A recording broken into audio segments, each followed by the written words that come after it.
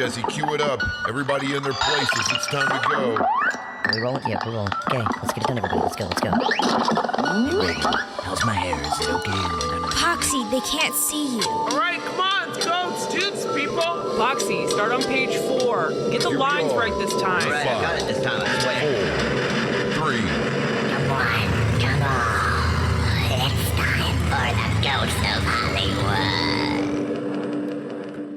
Well, hello, wall crawlers, and welcome to the 37th episode of The Ghost of Hollywood. I'm Poxy Leonard here with Miss Ragan, and tonight we have actor and producer Victoria Tate in studio to discuss her latest work in the role of Rena Robinson on The Morning Show, which streams on Apple TV. We'll also discuss some of Victoria's earlier career, where she appeared in films such as The Prince of Broadway, and her extensive background in theater working with troupes such as The Groundlings. More on that later. You know, I watched like the entire 3 seasons of The Morning Show in the last week. Holy shit, that's like nearly 4 hours per day. I'm committed, Ray. But I'll admit that Steve Carell driving off a cliff threw me a bit in season 2. Talk about a way to be written out. Yeah, right, I mean. I also watched The Prince of Broadway the other day. Well, what'd you think? Well, nobody cares what you think.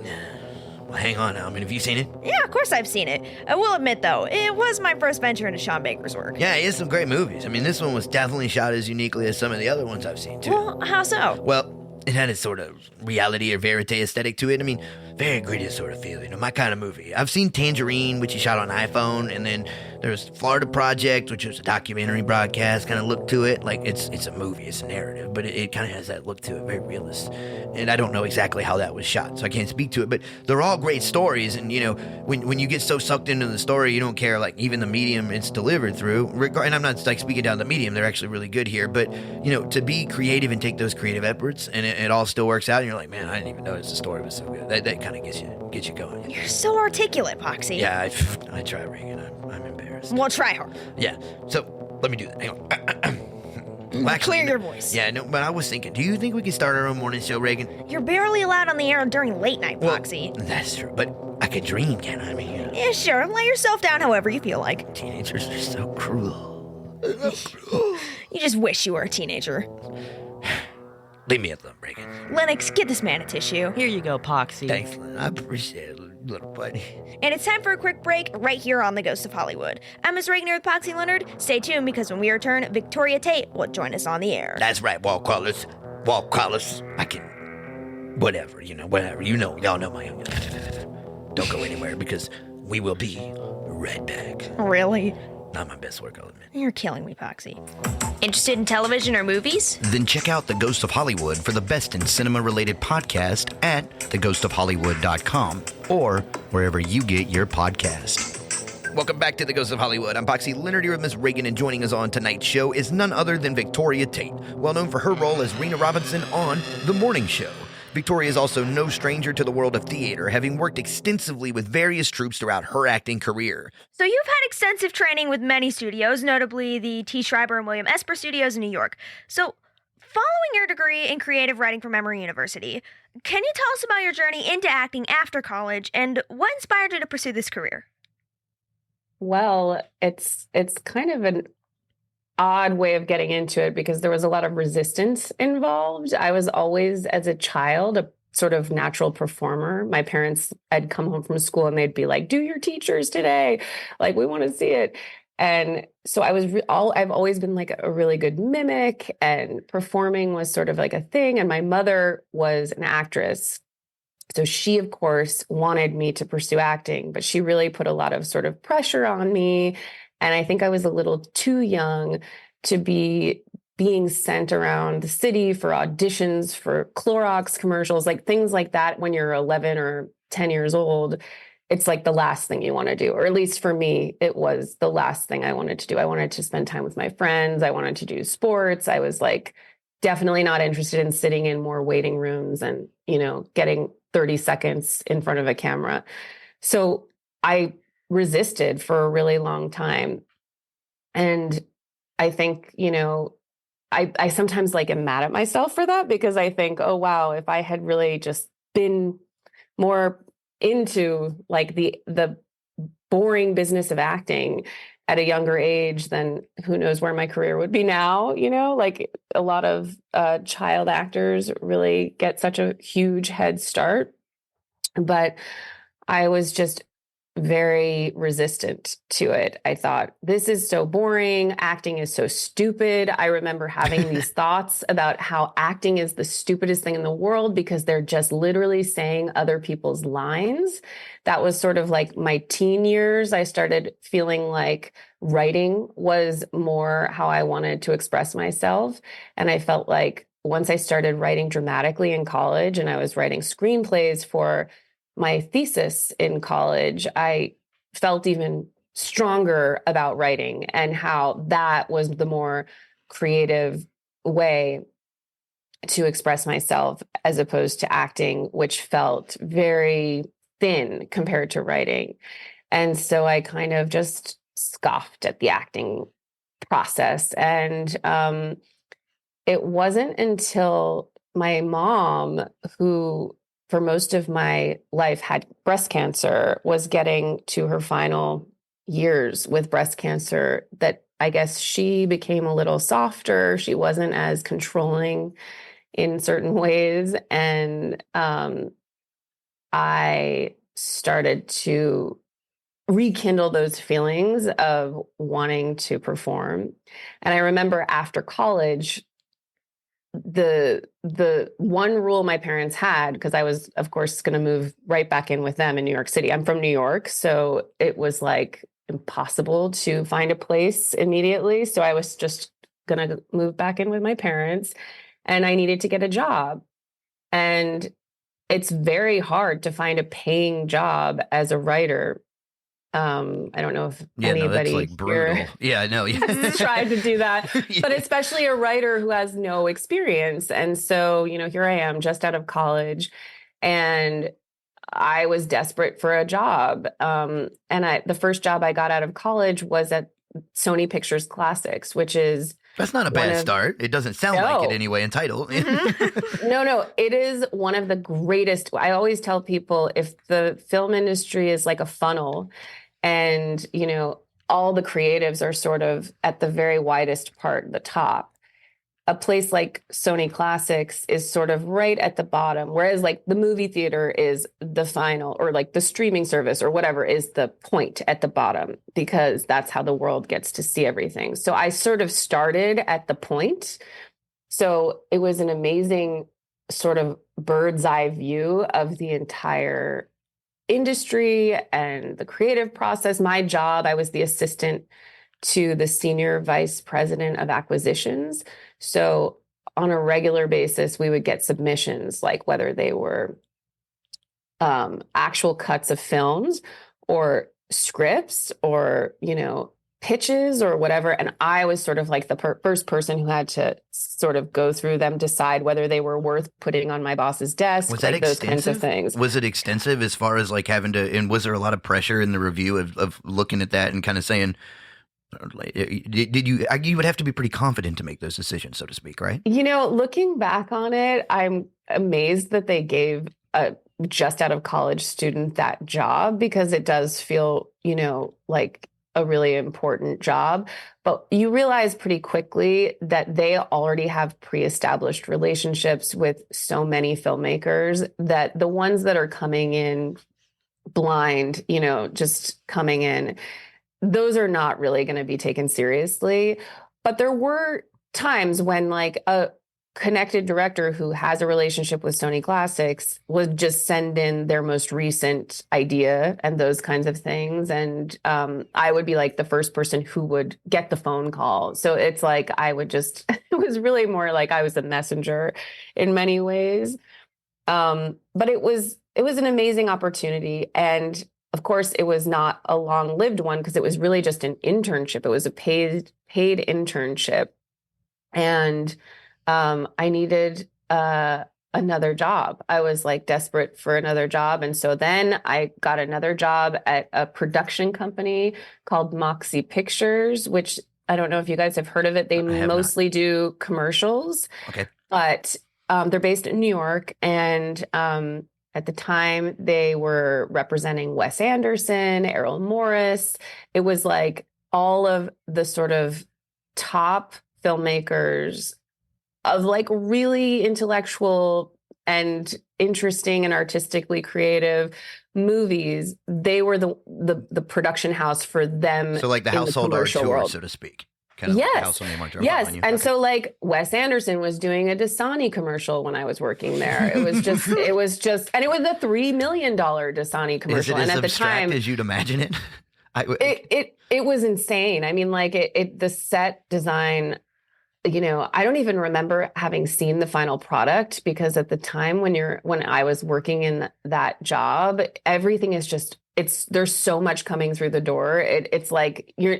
It's so different from film and television production, because there's like 5 things shooting at one time, and it's all very fast. But it was there that at Moxie where we would hold auditions in the production office in like the conference room. And so sometimes there would be these opportunities where I would be the reader for these auditions. Following. And it was there that I was sitting there as a reader, and I was just like grumbling, and I was like, I could do this better than any of these people. Like, it was so frustrating. And it was really at that moment that I was like, why have I been resisting this? This looks like fun. I miss performing. And so I It sounds like the stubbornness, like your self-awareness overcame your stubbornnness at that point. Like yeah. you saw, Well, like, I was your own also a potential. little older. I got a little wiser. I'd had more life experience. I'd had, 2 years worth of working in the industry on all these different other levels than performing. And I was like, wait, this looks like the one where I really feel like I belong doing this. And so I begged one of the producers, can I please audition for this Tide commercial that we're shoot? And she was like, okay, let me talk to the director. And that was sort of like the beginning of me stepping back into that pool of acting. And Did then you end up doing the Tide commercial? I ended up auditioning and I got a call back, but I didn't book it. And there's a funny story with that one. The ad was for like a Tide stick, like where you put it. And we were supposed to be office workers, and we'd spilled something on our shirt. And the audition was, you go up to the front of the mirror and you're like, oh, and you're trying to get it out of, the thing. And it's like ketchup or coffee or whatever.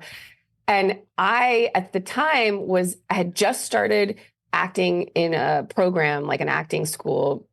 And, I was taking myself pretty seriously, and I'd never, experienced, actually, as a child, I guess I had auditioned for commercials, but it had been such a long time. And I, was like, oh, this is my first audition. And so I went up to the mirror and I was like, ketchup. And I was like trying to get it out really aggressively. And I was really upset about it. And, and because I worked at the company, I was able to see like all of the auditions, and it was like, everyone was just like super cheerful, and they were like, oh no. And it was very smiley and commercial. And mine was like, damn it. Like, I got Your shit was real. Yeah. It was so much, and it was very real. I wasn't mad at my performance, but I was just like, oh, come on, Victoria. Like, how could you have thought that for Tide, they wanted you to be angry and, upset about it? So it was actually like a pretty big learning lesson when it comes to commercials. And now my husband is super successful with commercials. He's got the knack. Like, he understands. There's a whole different process of acting with commercials, I think, and it's very like, you either understand it and you get it, or you don't, and it's very obvious. And I'm working on it. I'm still working on it. It's like, it's very different than the kind of acting that I do. Is it more like, now this is a naive question, but I feel like you would be able to answer it. Now, like, because I have no clue. I have done no commercial acting. I've got some minor experience on film sets, but when it comes to commercial acting, is it similar to like more of like the countenance and a lot of expressions and movements? Does it have more of that sort of performance? It would be like silent film-esque in a way. Is that what differentiates it, or? I would say, yeah. I mean, you could look at it that way. It's very sort of like light and comedic. There's always like a little bit of a bounciness to it, and and you have to be able to improvise because, you know, the script that you're working with is usually pretty limited. You know, it's like on half a page, you know, widely spaced. And so they really want you to wow them. And the best way to do that is with improv, which can be a very like incredible feeling to watch people laugh at your improvised line, or it can be like a devastating feeling because you see them laugh at your line and then you don't book it. And then you see the line in the actual commercial. So Oh, you get robbed, on the you get a little robbed, and that's like a well-known thing among like people who audition for commercials. You sort of feel like that's part of the gig. Like you could never confront any, like you'd be done if you ever made a stink about it. But it happens all the time. Oh, yeah, I could. So you take it as a serve. Yeah, that would be irritating, but I guess a naivete around it would be like, because you probably initially be frustrated when you're, you know, first time around and everybody's like, hang on, this is part of the game. And you're like, oh, man. Yeah. You know, your skin gets a little thicker. Now, when you did, you've done a lot of improvisation work. You worked with Groundlings, right? We talked a little bit about that off the air. What led you there? Well, in New York, when I was living in New York and I had finished acting school, I joined a theater company in New York called the Old Kent Road Theater Company, and it was all original plays. We would do like 3 new plays a year, and it was very, you know, they were all Princeton graduates, so it was super intellectual and very serious, and there were funny parts, but it was like super serious. And 2 of the actors were amazing improvisers. One who was on a house team at the Pit, which is in New York, and the other was on a house team at UCB in New York. Okay. And so we would go watch them. And I just remember like getting chills when I was in the audience, just going, wow, like this is so cool. And it's so fun. And you could just feel how much fun everybody was having on stage. And at the time in this theater company, it was like very serious, and the words, the script and the actual words that were written for us the director was like extremely, you know, you had to get every word right. And it like sounds he wasn't wrong or something in a sense.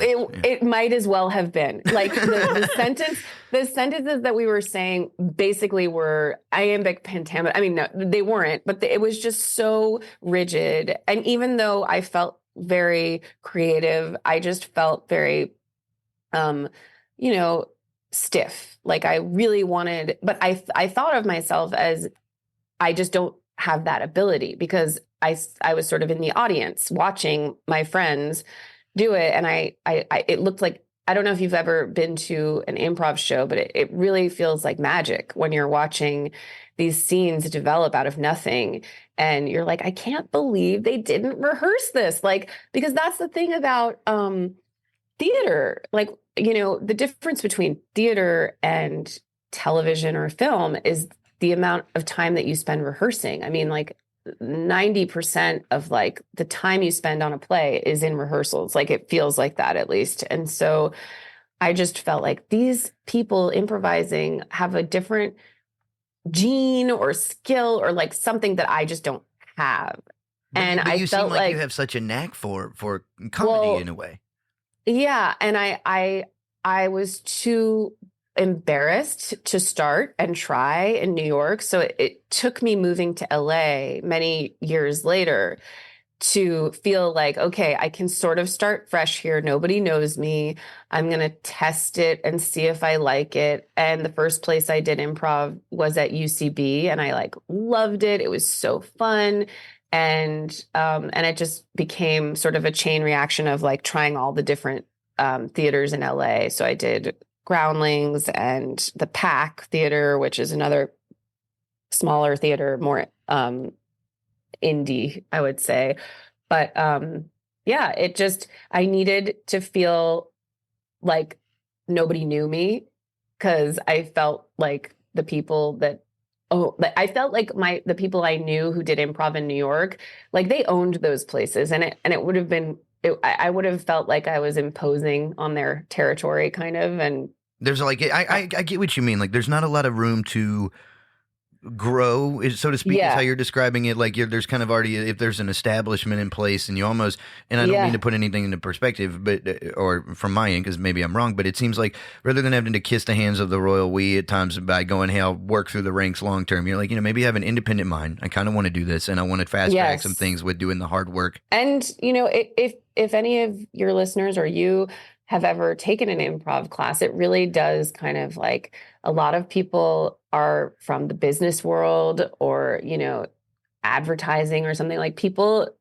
love to come in and learn how to improvise because it is a skill that you can take throughout all areas of your life. And it's really valuable. So I think that everyone should give it a shot and try it. It's a really nice practice.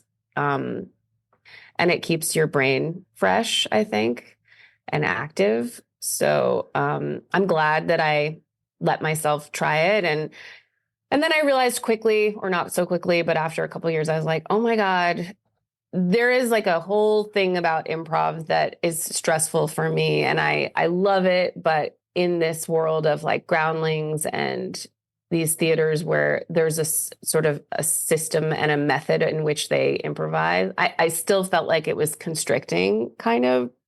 So I don't improvise in those theaters anymore as much as I used to, because I sort of fell out of it. Well, you also have writing and directing credits, including being a co-writer on the feature film Caviar and director of all 7 episodes of the comedy web series Bougie. Now, how did you become involved with these projects? Friends. Bougie was a friend one of my best friends. She was a friend that I met in my first basic class, and it was her idea. She came to me and said she has this idea for a web series and would I want to direct it? And that's how that happened. And then Sean is a director who, when I was working at Moxie Pictures, where I had mentioned I had worked before, the commercial production company, he had been working at that company as well on his show called Greg the Bunny. I don't know if you guys ever saw that Greg show. The Bunny. I mean, this would have been like, this would have been about 15 years ago now, almost, correct? Yeah. Okay. Yeah. And we're talking about Sean Baker for context. So yeah. we kind of Sean Baker was working there, and I think he was on maybe like, some kind of break from the show. And he came to me and said, I have this idea for a movie. And he told me about what it was. And he asked me if I would come on and produce it, because at the time I was working as a producer at this company, or as like an assistant producer. I had very little experience. And so we started in that way. I was helping him come up with the script. I was helping him cast. We were going around the city trying to figure out where we would do it and what the story would be. And it wasn't until we were like sort of almost ready to shoot and we were holding auditions that I said, Sean, I'd really like to audition for this part because I'm getting this acting bug again. And so that's when that happened. All right. So with Bougie though, we sent you like 2 polar directions, opposite directions. I know, because one, yeah. But we'll return to talking about Sean in a bit. But when we talk about Prince of Broadway, but with the web series Bougie, when you all begin to develop it, how long did you work on the project, and what became the formal layout once you began to go in production for this? It was about a month of production. They had previously written the scripts before I came on board, and we did it very guerrilla. Like, we would go out to Malibu and shoot in an afternoon, and that was one episode. And we, just managed to get it done really quickly. I really feel like it's sort of like you can only do that with friends, because no one was getting paid. And it was very, casual. There were no pressing deadlines. It was just very, very casual. And we were all just in it for the fun. So it was very I think that that's the way you do those kinds of things. Like when you can't afford to pay anybody, they sort of have to be your friends, you know? Oh yeah, it definitely is like got the DIY love for the game when you got to play it that way. You know? Yeah. But you probably took some. I mean, I'm sure you took some stuff away from it because as you get now you're in like some pretty intense formal settings when it comes to being on set. Yeah. And so when did it kind of show you like when you got to that level where you're at now? Were you like, I know how to hang and if we have to, make it work with the shopping cart versus the palace, I can make it work, sort of. Yeah. Yeah. No, I mean, I definitely learned about acting a little bit more with that one because it was the first time that I was directing actors.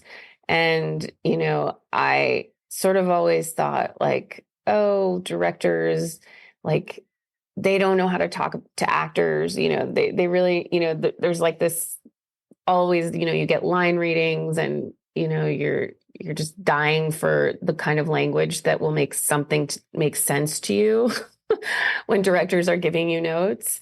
And I was like, well, I'm not going to have that problem. And the truth is that, every actor comes to set with like an idea that they kind of are working with on their own. And so that is such a part of directing is finding out what that is, finding out what the ideas that the actors have, and then working, complementary in a way. I mean, when you're working with friends, when I'm working on the morning show, I'm sure there's less consideration, or maybe there's not. I don't know, because I'm not on the directing side of it. But yeah, I feel like it's a very sort of symbiotic relationship between the acting and the directing. Well, do you think that you'll revisit writing and directing more in the future? I would love to. I feel like it's something that I'm extremely passionate about. It's just really hard. It's like so many people's dreams, and it takes so much work, and all these sort of different things have to come together. And yeah, I would definitely love to.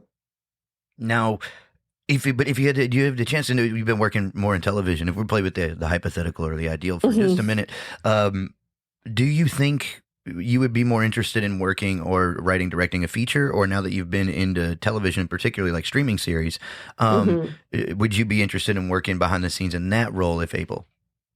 Yeah, I mean, I feel like the beauty of a series and a show is that it just doesn't end unless it's sort of a limited series, but you can sort of, like with the morning show, they just keep pulling from real life, and, it could go on forever.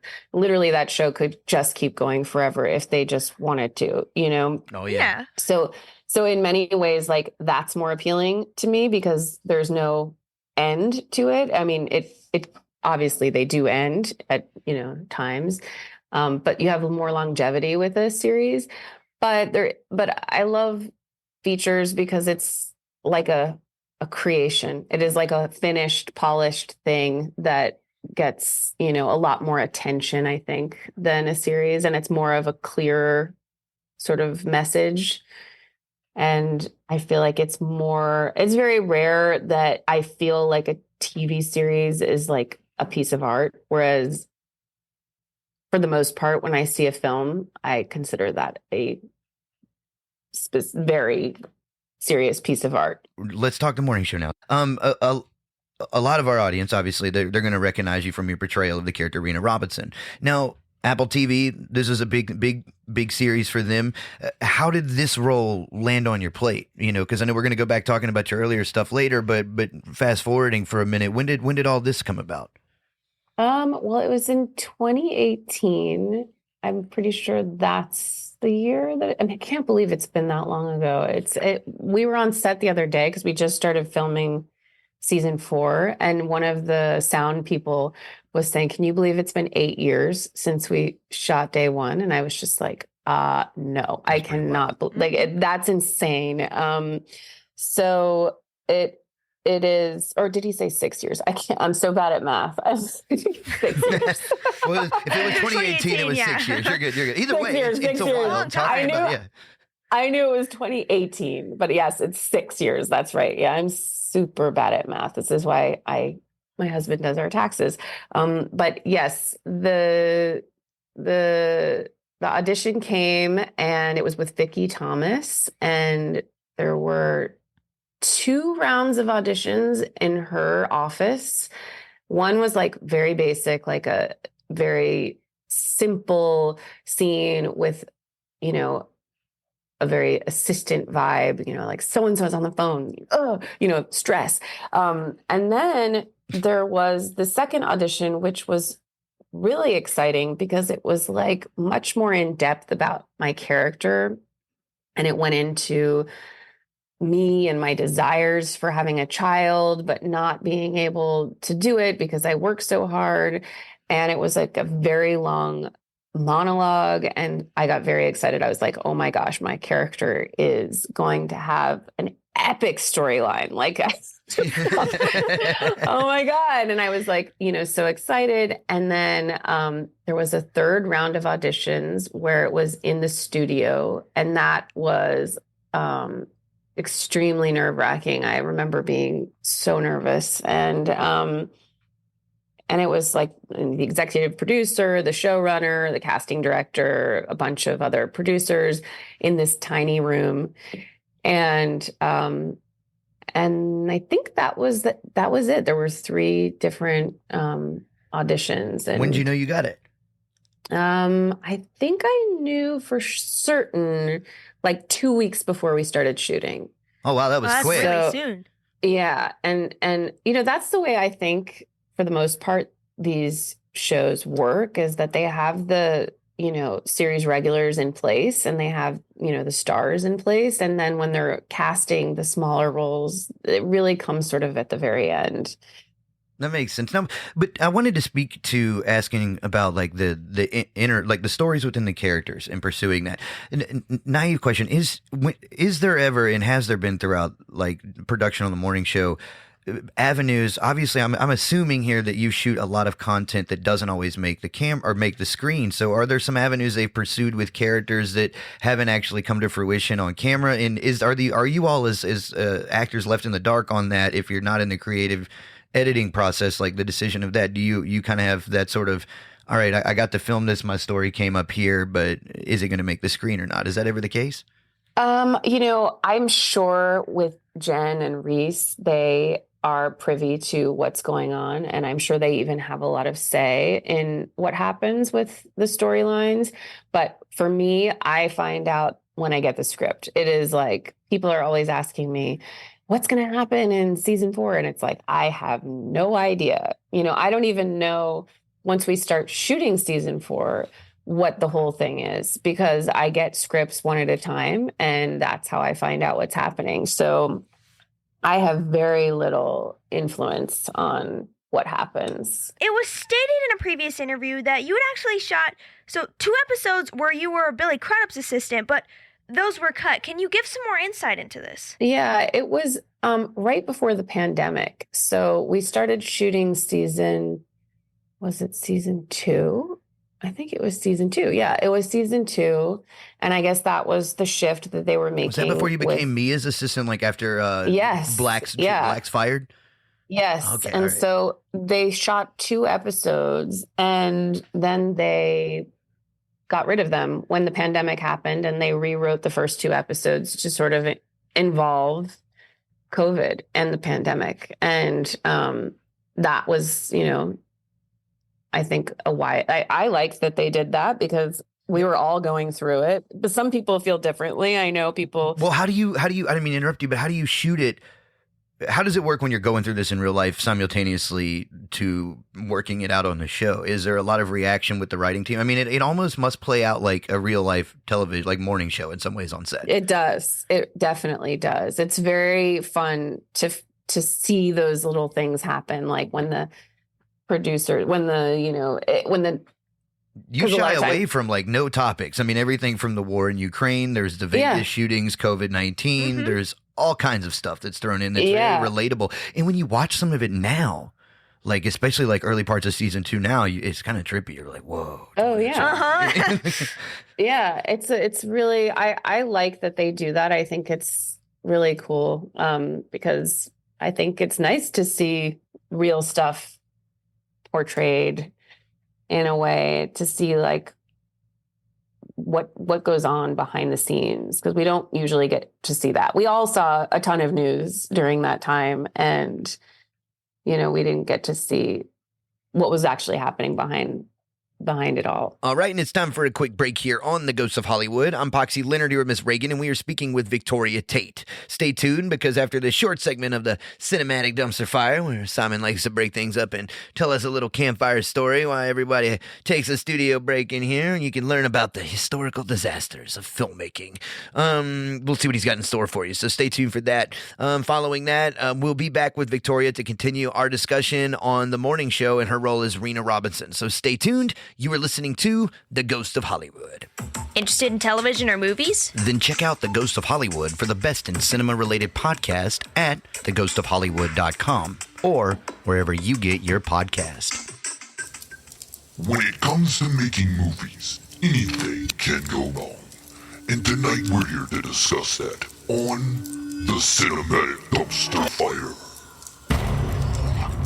Well, hello everyone, and welcome back to another segment of the Cinematic Dumpster Fire right here on The Ghost of Hollywood. I'm your host Simon, and I hope you're enjoying the interview with Poxy and Ragan while they talk to Victoria about the morning show. That said, it's time for another brief digression for everyone's favorite session, and today I'm going to tell you another interesting film disaster to provide a warning for all you trigger-happy cowboys out there. So, let's take a moment to revisit the set of Cover Up in October of 1984, where the accidental death of inspiring actor John Eric Hexum would shock Hollywood like never before. Cue creepy music. Huh? Never mind. Now you got me all scrambled. John Eric Hexum dies on the set of Cover Up in 1984. What's Cover Up anyways? A movie or a show? A show, Linux. Got it. Let me backlog for a second to clear the story up. So, in 1984, a new show came out and it was called Cover Up, with the main character, Mac Harper, who was played by John Eric Hexum, who would later be replaced by Anthony Hamilton as a similar character, and Denny Reynolds, a fashion photographer whose life is turned upside down after the murder of her husband. Following his death, she learns about his life as an undercover CIA agent. Enter Mac Harper, played by Hexum, a special forces soldier who is recruited by Danny to figure out who killed her husband, and it plays out from there. So now that you have the premise, let's talk about where things go wrong. Simon? Well, let's fast forward to episode 8 of season 1, The Golden Opportunity. There was only one season, by the way. Right. Well, there were a lot of delays on that episode focused around the master shot, and John was about to go to Las Vegas on a flight to Circus of the Stars. So he's pretty restless and impatient on set already. But in this particular scene, Mac, his character, is tasked with loading a .44 Magnum. With blanks, of course. Exactly. But during the delays, the prop master was negligent in removing the gun from John's possession on set in between takes. So, while bored, he decides to load a single cartridge, remember, they're blanks, and spins the chamber of the Magnum before closing it to begin a game of Russian roulette with himself. Then he places the gun to his temple and pulls the trigger, causing it to fire since his roulette spin chambered the round right out of the gate. And with such a powerful gun at such close range, the force of it fractured his skull and sent a small part of it into his brain, which caused a massive hemorrhage. And despite 5 hours of surgery and attempting to save his life, Hexum would be declared dead just 6 days later on October 18th at the age of 26. And the production team on Cover Up was forced to write his character out by reworking the story for an additional 14 episodes before production wrapped forever. And while Hexum's death was ruled accidental, 20th Century Fox settled out of court for an unspecified sum. I think that about covers it. Maybe, but that's all the time they'll give me. You're getting there, buddy. I mean, Poxy will get fired eventually. I can dream. But for now, that'll wrap up another segment of the Cinematic Dumpster Fire right here on The Ghost of Hollywood. Poxy and Ragan will be back with Victoria Tate after these messages. See you next time, everybody. Interested in television or movies? Then check out The Ghost of Hollywood for the best in cinema-related podcast at theghostofhollywood.com or wherever you get your podcast. How was in the end of season 1 some of the more intimate scenes where your character is brought in, Rena's brought in, and you're talking with Chip Black, or played by Marky Ploss, who is it's kind of more of an existential drawing there around what's going on. And there's some really good close-ups of you. Yeah. How was that put together? How did you all work to develop that in production? That was an amazing. It was so great for me because it was the last episode, and it was like a really amazing feeling to finally get like a beefy scene. And we shot it. I think it was like 2:00 in the morning. in downtown LA, and they made it look like it was New York City. They did a really good. I mean, people tell me all the time, they're like, "Do you guys shoot in New York?" And no, we shoot in LA. I mean, there are definitely moments where they go to New York and pick up stuff, but it was like 3 a.m., 2 a.m., something like that. And, you know, I love working with Mark, and I loved that scene. I felt like it was really nice for me, and I felt like it added something to the show. And I'm so grateful that I got that moment. Now, in real life, did you channel some of the Sony Classics days? And I know, like Mark say, he's done some acting stuff, and I know he kind of came prolific in some ways with the movie Creep, which is really an interesting film in its own right. Now, but he's worked a lot as an executive producer, so these like mirror real life scenarios for you all. Are you able to channel that into the how do the real like producers and stuff on set deal with you? Are you like, do y'all mess with them? You know, like, you know, play the roles out. You know?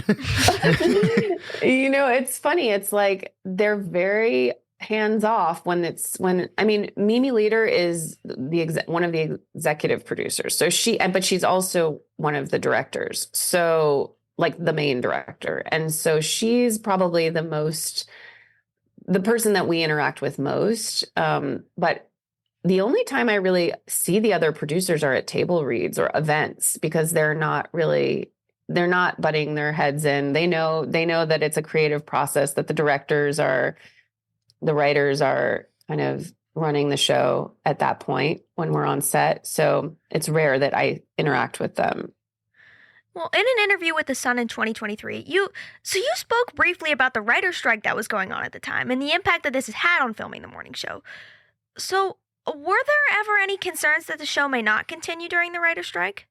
Yeah, I mean, I think everybody was concerned. It was like first the writer's strike and then the acting strike, and it just it was a scary time. But I have a lot of friends who are older than me, who are more veteran in the industry, and when I would have lunch with them or talk to them about my fears, they would sort of like laugh at me, sort of motherly or fatherly, say, "Oh, honey, this is your first strike. Don't worry about it. Things are going to come back. Don't even think about it." Like, apparently this is normal, or not normal, but this has happened before, and it's going to even out. It's still scary. I feel extremely lucky to be working right now. I know how few things are going at the moment, and I'm just counting my blessings like every single day. It is really, I feel like one of the very lucky ones at the moment. Well, throughout season 2 of the morning show, how did you approach your role as Rena during your pregnancy? And has there ever been any consideration by the writers to incorporate more of Rena's personal life into the story? First of all, that was such a amazing feeling for me when it was very scary having to tell production that I was pregnant, because it was during the pandemic. So it was like piling it on. How did you deal with that? It was pandemic happened in March of 2020, and I got pregnant in June of 2020, and we didn't start shooting season 2 until, I want to say, August, or I can't remember, but it was shortly after I got pregnant. I think I was like 10 weeks pregnant or something like that. But I was terrified, and I was super grateful when Carrie Erin, she was the showrunner at the time, and she was like, "We're going to make it work." But at the same time, it was amazing. I mean, there was so little going on in my life at the time other than being pregnant and working on the morning show because of the pandemic. Like, there was no social life. It was very, so I was so grateful. And you're wild. You're like, I can take on more. That's a lot. It was, it was one of those things where I've talked to other actors, because I ended up also going back to work 2 weeks after my daughter was born, and she came to set with my husband, and they were in my trailer, and I was breastfeeding, and between scenes I would go back and breastfeed her. And this was all still during the pandemic. Warrior. Pre-vaccine. And I remember talking to another actress who has children. And she was like, oh, I wish I had done this when I had kids. I just stopped working and and at the time, I wanted to say, oh, if I were in a different position in my career, I probably wouldn't be working right now. But I felt like I had no choice. Like I felt like this is an opportunity that doesn't come on very frequently. I have to take advantage of this. But now looking back on it, I'm so proud of myself that I did do that. And I feel like, my daughter now, when I go to a table read or I go to set and she wants to come, I say, you were there. You were there for all of season 2. You were in my belly and then you were in my trailer and you were part of it, and it feels very That's going to throw special. them off on her resume if she gets into acting and they're like, you got credits before your birthday. Oh my God. You have no idea. My daughter is already SAG eligible from different things that she has booked, just sort of random bookings that she has gotten. Oh, that's wild. So, and she's 3. So,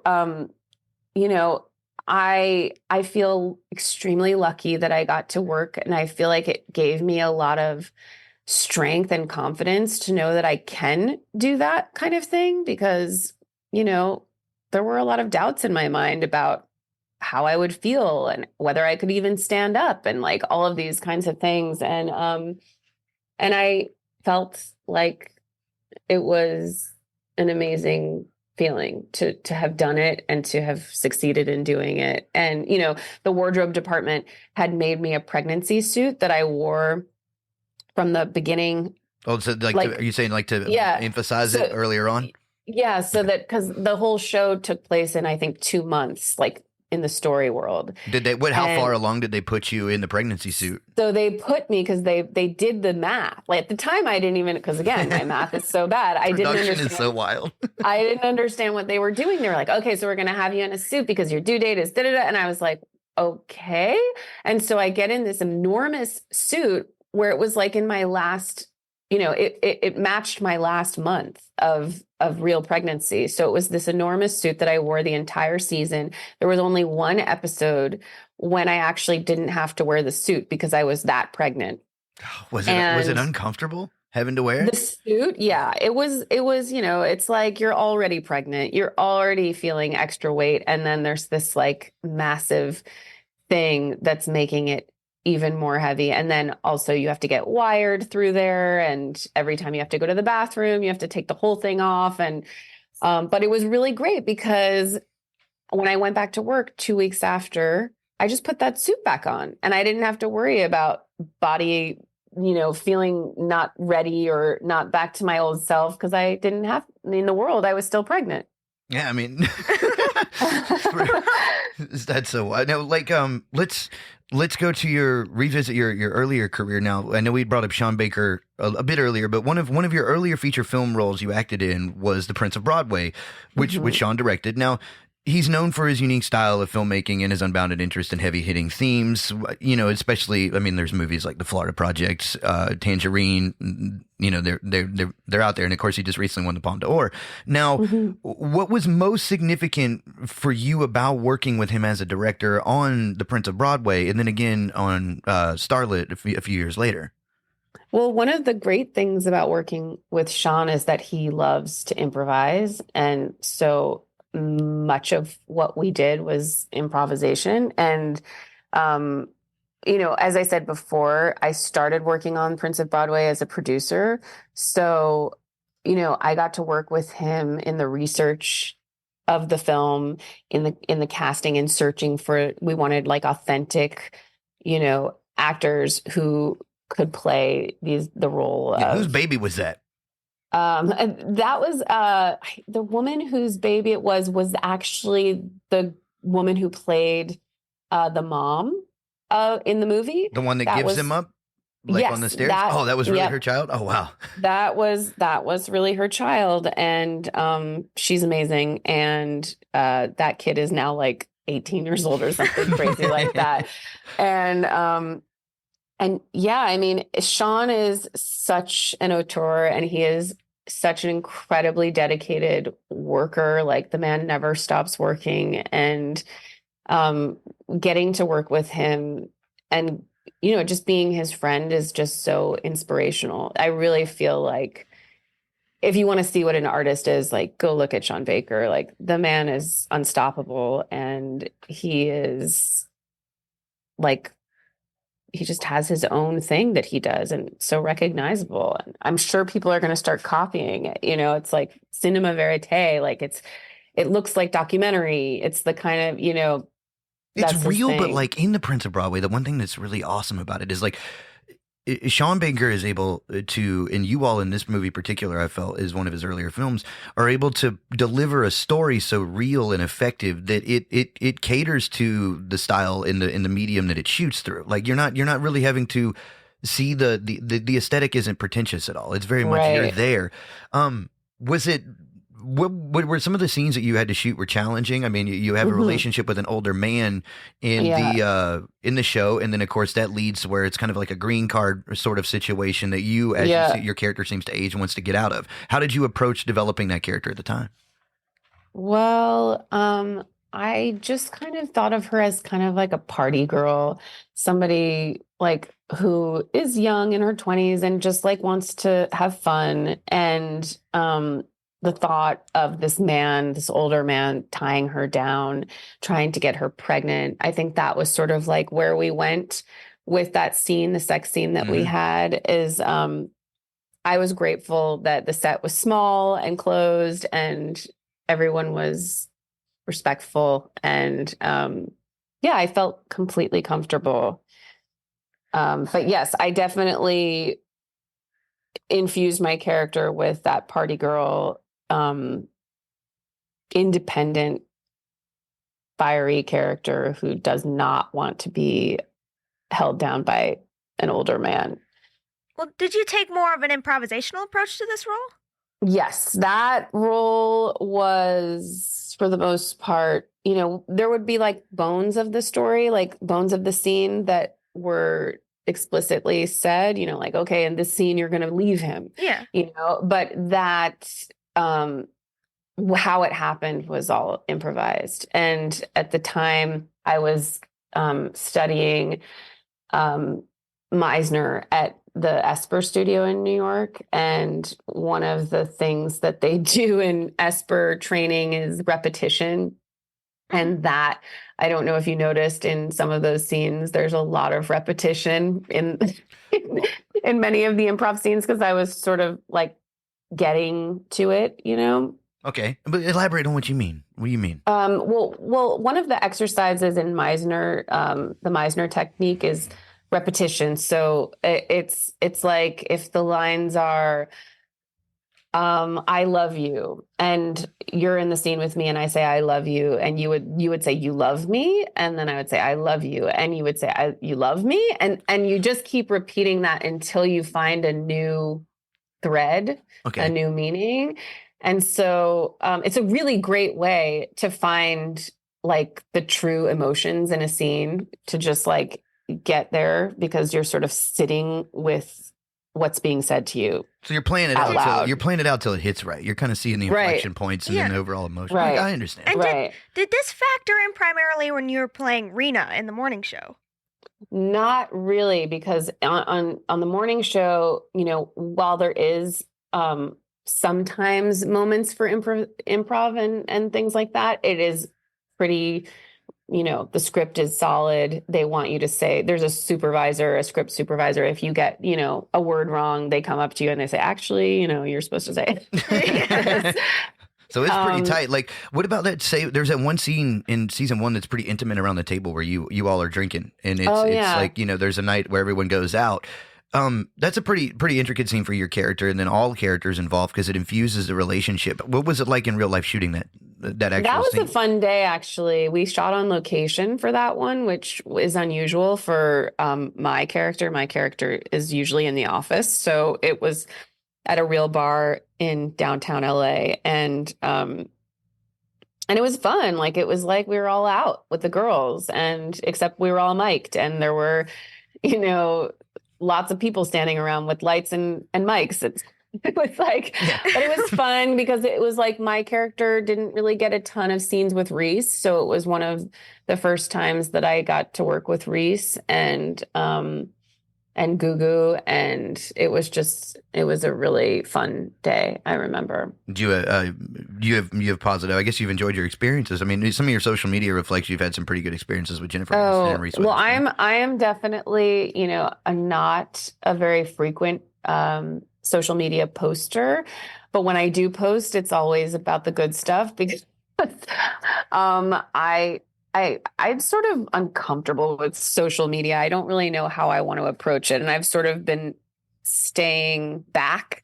But when I do have something that's undeniably good, I can't help but want to share it. I mean, that's a pretty good way to approach it in today's world. It's a precarious place. Yeah, to be. I worry about it. I mean, I have a daughter now, and God, I hope it goes away by the time she's a teenager because I do think it is not good for your mental health. But I have had really incredible experiences with Jen and Reese and Nestor and Billy and Mark and like all of these incredible A-list heavy hitters.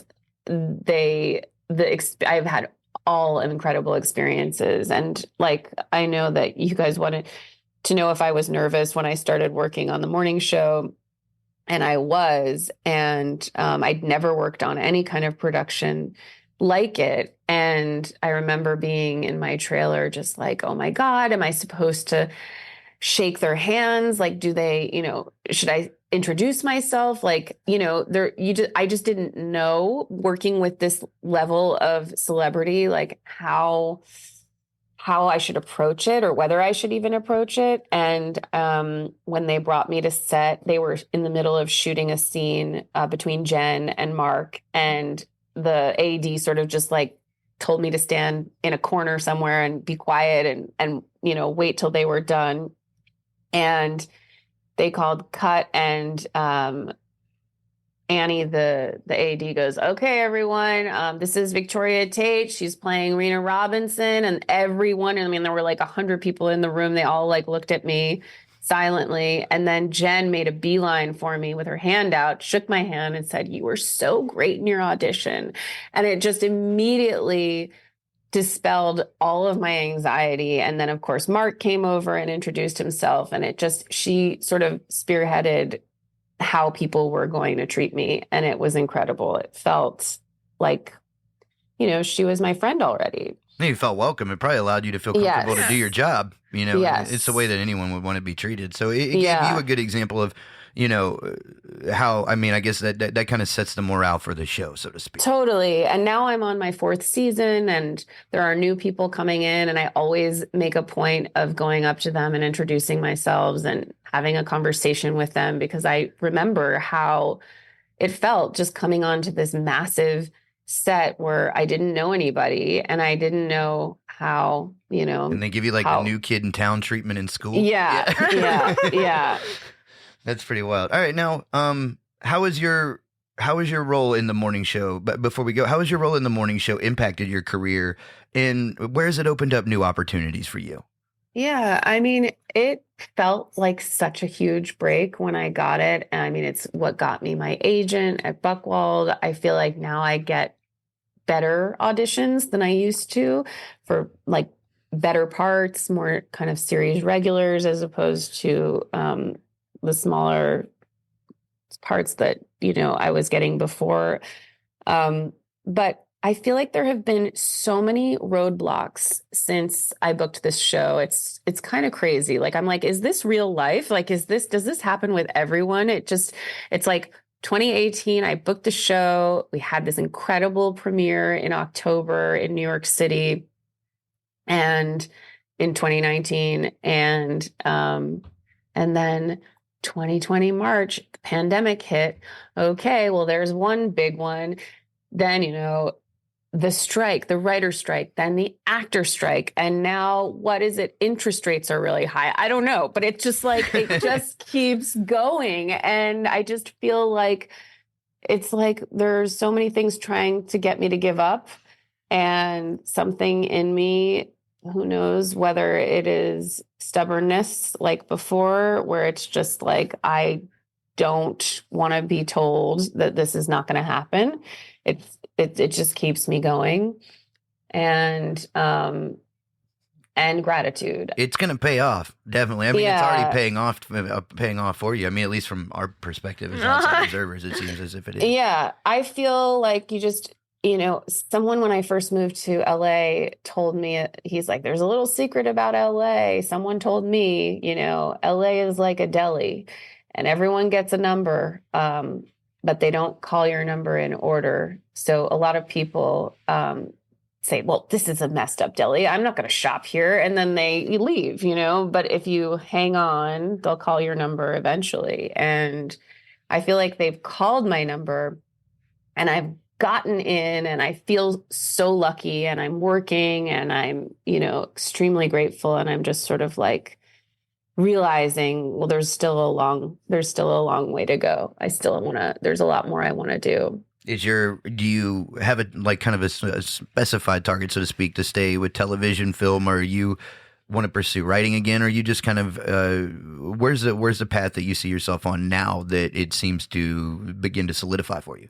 Yeah. I mean, I obviously would love to continue with acting. And then the writing part, I feel like when I was younger and I was doing writing as a major in college, this man said to me, do acting now while you're young. Like you can always be a writer, that kind of thing. And whether or not that's true, we'll find out because my writing is definitely taking a back seat to my acting right now. And I think that makes, it makes me sad, but it also makes sense to me. It's like my body is working now. My brain is working now. I just lost my father. I'm now fully parentless, and I feel like I have, and I feel like I have more autonomy now than I've ever had before. I'm a mother, and this is what I want. It's my dream. It's what I've always wanted to do. Even when I was a child, I resisted it for so long, and I have confidence that I'm good at it and that I should be doing it. It's not like, there's a lot of times when you feel like, oh, I have imposter syndrome. Like when I was at the SAG Awards, we were nominated for the SAG Awards for cast last year and the year before. And I just remember feeling like, oh, like this is ridiculous. Do I really belong here? And yes, like I do. I've gotten to a point now where I'm like, I am an actor. This is what I'm meant to do. And yeah. I mean, I feel like, you have a lot of charisma, and I'm not feeding it to you. You have a lot of charisma. I feel like your character in the morning show is not explored to the maximum capacity that Right. Rena could be. I do feel there's a lot of potential to develop there, with the writing team if they give you that avenue, and it definitely seems like you'll execute well. You have a lot of charisma, whether that's in your earlier work in something like Prince of Broadway or in what's reflecting in your current work now that you're on in more of the commercialized arena. With season 4. And having to deal with the real world events simultaneously to this and everything that's coming down the line now, is there, and I know you can't say but too much, is there that same trend for you all as a unit with the morning show that you feel you're going to these new topics that are coming about with the elections or everything that surrounds the world in today? Are you all having to focus on that, and are your characters kind of integrated into the story, so to speak, in a way that personally involves their development? My character from the beginning, I've sort of decided about her that she's kind of hardened. Like she's been working in this world. She's in New York. She's like hustling. She's up every day at 3 a.m. She's exhausted, but she's tough and she's sarcastic. And that has stuck with me. There have been moments when, like that scene with Chip, where I show a softer side and I show my loyalty, and that's always also there. But I feel like whatever they throw at me, I bring that sort of tough, sarcastic, outspoken kind of character to Rena. And she's way tougher than I am in real life. Like she's much more, courageous and confrontational with her superiors. That makes sense. Well, we wish you the best of luck with the morning show going forward. Is there anything outside of that you can share that you're currently working on, or is that the? I mean, I'm sure you're very busy now. You have you said your husband works and you have your young child. So yes, it is so having a child, as you know, because you said you have 3 children. Yeah, I'm a dinosaur. I started early, and you did it in the right order. You're in a good headspace to be able to raise someone else. When you do it while you're raising yourself, it pans out. Reagan's okay though. Yeah. No, anyway, go ahead. No, I don't know how people have multiple children, because just having one feels like the job of a lifetime. And both David and I don't have help. We don't have a nanny. We don't have family. Both of our parents are gone, and our siblings don't live in LA, and they have children of their own. So it's like we are chock full of responsibility at the moment. And it's been good. It's been really good. Like having these lulls in work with the pandemic and the writer's strike, in many ways I was like, okay, well, it's not so bad. It's sort of like extended maternity leave. We've got time now to raise her. But now that things are coming up and she's started school, I'm ready to start focusing more on myself and my creative expressions. And so I'm really hopeful that,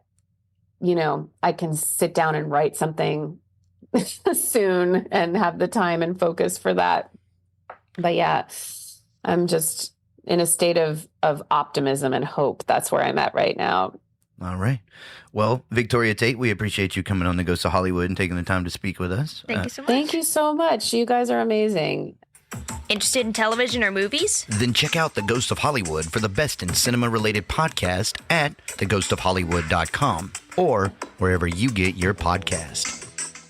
Welcome back to The Ghost of Hollywood. I'm Ms. Ragan here with Poxy and Leonard, and we've just finished speaking with tonight's guest, Victoria Tate. That's right. We'd like to thank Victoria for joining us to discuss her recent work and upcoming work on Apple TV's The Morning Show and her history performing on the stage and in front of the camera. We'd also like to thank our crew here at The Ghost of Hollywood for all their hard work on this episode and throughout Season 4. Remember, you can visit the episode archives on our website at theghostofhollywood.com to check out all of our work over the last few years. Few years? Damn, I was supposed to be famous by now. You are famous, Poxy. Really? Yeah, Rupert Pupkin sort of famous. Oh, look out, Jerry Lewis. Seriously, though, 4 years and we haven't even produced 50 episodes yet. We're slow. No. We're methodical and qualitative. Well, that's one way to look at it. Well, how would you describe it? But I'd say nothing I've ever been involved in thus far has been described as qualitative. I'll tell you that much. Well, it's a whole new world. A new fantastic just don't. What? You know what? All right, fine. Anyway, for more information on The Ghost of Hollywood, please visit our website at theghostofhollywood.com. I already told them that. And I'm telling them again, Reagan. Jeez. Yeah, how you like me now, Reagan? I don't, Poxy. Oh, yeah, well. Anyway, I'll continue. The Ghost of Hollywood also streams wherever you get your podcast, so tell your mother, tell a friend, or even better, tell an enemy. And that's it for episode 37. We will return in just a few short weeks with a brand new episode as we continue to make our way through season 4. I'm Miss Reagan, here with Poxy Leonard. Until next time, everybody. Good morning and good night. You've been listening to another episode of The Ghost of Hollywood. The Ghost of Hollywood is directed by Zach Flannery. The show is written by Chris Kwan, with Cinematic Dumpster Fire written by Simon Flannery and Lennox Flannery, with contributions from Reagan and Zach Flannery. The Ghost of Hollywood is produced by the Entwistle Company in Vancouver, Washington, and Portland, Oregon. It is mixed and mastered at Microphonic Meltdown by Grady Sizemore in Portland, Oregon. For more information on The Ghost of Hollywood, please visit our website at theghostofhollywood.com.